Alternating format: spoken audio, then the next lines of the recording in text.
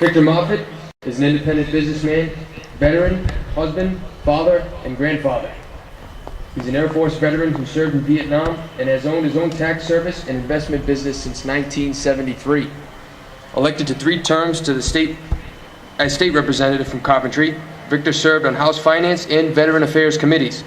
A man of ideas, Victor has more and he wants to do in public service, and he wants to be Rhode Island's next governor. Ladies and gentlemen, Victor Moffit.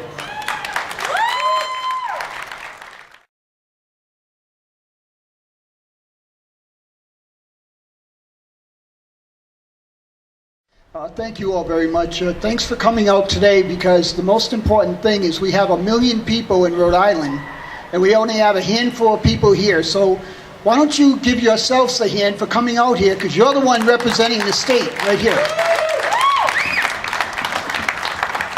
Now, everyone here knows I'm not the best person with the most eloquent speaker. I think you all know that now. I've been campaigning for several months.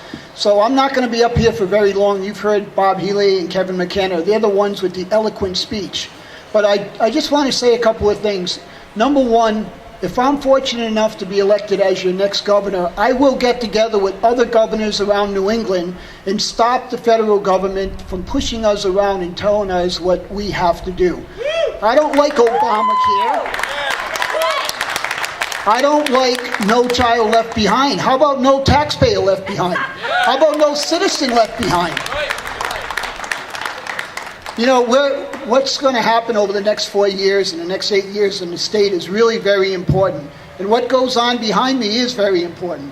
You heard John Laughlin say the representatives here do not stick out for fishing licenses and other things like that. Those things are all important, but the most important thing are you right out here.